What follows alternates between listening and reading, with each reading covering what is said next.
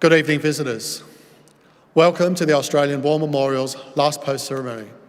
My name is Craig Burrell, and joining us today from the Australian Army is Colonel Frank Colley. We welcome the veterans who have served, those that are still serving, and the families that love and support them. We acknowledge the members of RSL and Services Clubs Association, RSL Victoria, and RSL Queensland, who are watching the broadcast of this ceremony across Australia. During this evening's ceremony, wreaths will be laid at the base of the pool of reflection by visitors to the memorial and students on behalf of the following school. From Victoria, Good News Lutheran School, Tarneet. If you are able, please stand and join in singing the national anthem.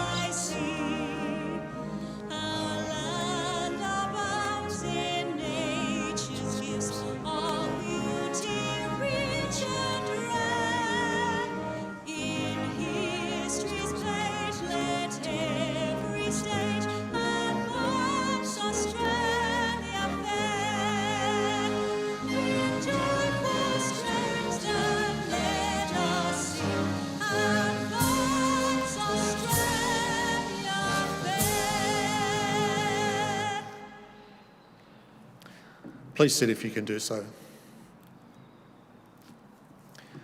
The Australian War Memorial was the vision of Charles Bean, Australia's First World War official historian. Bean landed with the Australian troops on Gallipoli and stayed with them at the front through to the end of the war. The idea of this national memorial and museum came to him at Pozières, France, in the depths of the bloody fighting of 1916. Bean's idea was that this would be a place where families and friends could mourn their loved ones buried in faraway places. It would also be a place that could help all Australians understand what these men and women had endured and what they had done for us. Bean's vision, to which we remain true, is best expressed as inscribed in the entrance to the memorial's galleries. Here is their spirit, in the hearts of the land they loved, and here we guard the record which they themselves made. Tonight, we will read the story behind just one of those on the Roll of Honour, which lists the names of more than 102,000 men and women who have given their lives for us in war and on operations for more than a century. But first we present a lament, Flowers of the Forest. Wreaths or floral tributes will now be laid at the base of the pool of reflection.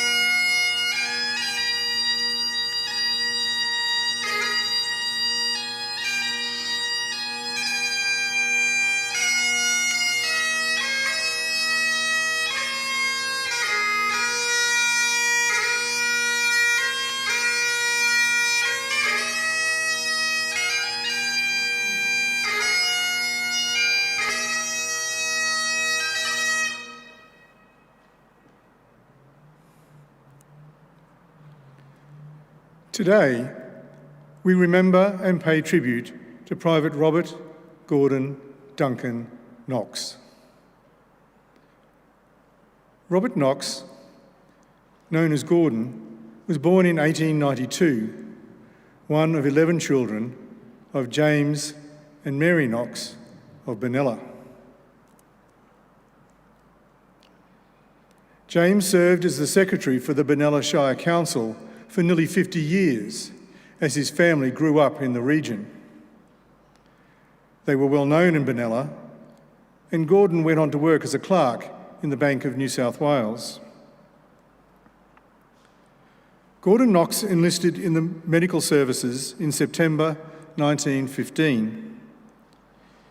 His sister, Hilda, had enlisted in the Australian Army Nursing Service the previous year. She had already been to Egypt to work in the No. 1 Australian General Hospital at Heliopolis and had returned to Australia with a shipload of wounded men. The siblings left Australia together on the troop ship Karula in August 1916 with the No. 14 Australian General Hospital. They arrived at Suez on the 20th of September and moved to Abyssinia to establish the hospital. On the 25th of December 1916, at about 5:15 p.m, Private Knox left the hospital in company with Private Darcy. Both had passes for that evening and went to the tram line together. Knox caught the tram to Cairo, but Darcy waited for the Heliopolis tram. Gordon Knox was never seen alive again. On the 8th of January, nearly 2 weeks after Knox went missing, his body was discovered in the River Nile at Ben Har. The following day, Gordon's sister, Hilda, sent a cablegram to their parents saying, "Gordon drowned. Accident. Writing." This was followed by a letter from Lieutenant Colonel Thwaites saying, "I cannot tell you how very sorry I am to address you on the subject of your son's death. There is an unfortunate element of mystery surrounding the whole affair, which makes it sadder still to all of us. We don't quite know what happened. He went on a few hours' leave to Cairo and just never returned. His body was found in the Nile a fortnight later." A post-mortem revealed that Gordon Knox's death was no accident. He had sustained a heavy blow on the back of the head and was almost certainly unconscious when he hit the water and drowned. He also appeared to have been robbed. Thwaites continued, "Nothing further can be discovered, and probably nothing ever will be. This is a strange country. The population is very mixed and includes some very hostile elements. On the other hand, the boy's habits while here have been beyond reproach. So the conclusion one is forced to is that he met his sad end in a way which was by no means his own fault, but at the hands of the king's enemies, and in this way died for the cause for which he volunteered." Private Gordon Knox was buried in a cemetery in Ben Har, not far from where his body was found, with a moving and well-attended burial service. Even though Sister Hilda Knox managed to attend to her duties throughout this period, it was decided to send her to England after the funeral. She died of meningitis there the following year. Gordon Knox was later reinterred at the Tel El Kebir War Memorial Cemetery, where he lies today beneath the words, "Dearly beloved son of James and Mary Isabella Knox of Benalla, Victoria. He was 24 years old. His name is listed on the Roll of Honour on my right, among almost 62,000 Australians who died while serving in the First World War. His photograph is displayed today beside the pool of reflection. This is but one of the many stories of service and sacrifice told here at the Australian War Memorial. We now remember Private Robert Gordon Duncan Knox, who gave his life for us, for our freedoms, and in the hope of a better world.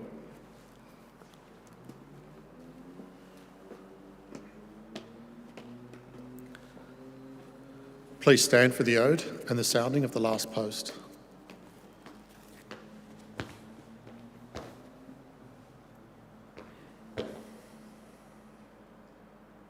They shall grow not old, as we that are left grow old.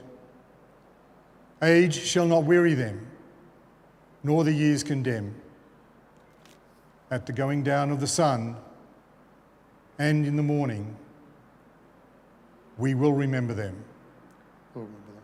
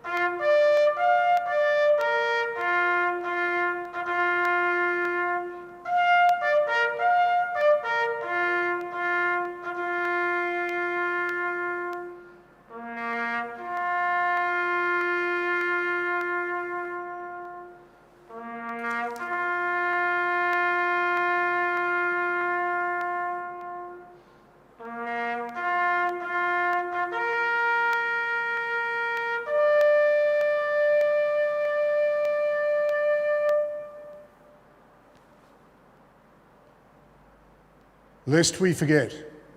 Lest we forget.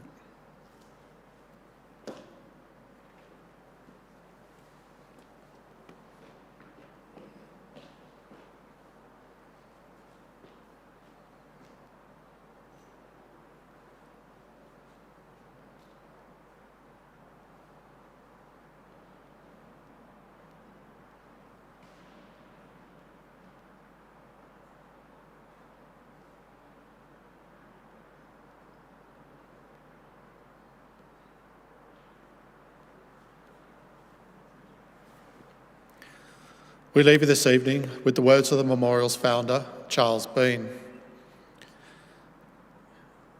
Many a man lying out there at Pozieres or in the low scrub at Gallipoli, with his poor, tired senses barely working through the fever of his brain, has thought in his last moments, well, it's over. But in Australia, they will be proud of this. Ladies and gentlemen, girls and boys, that concludes the last post ceremony. We thank you for visiting the Australian War Memorial, and we wish you all a very good evening.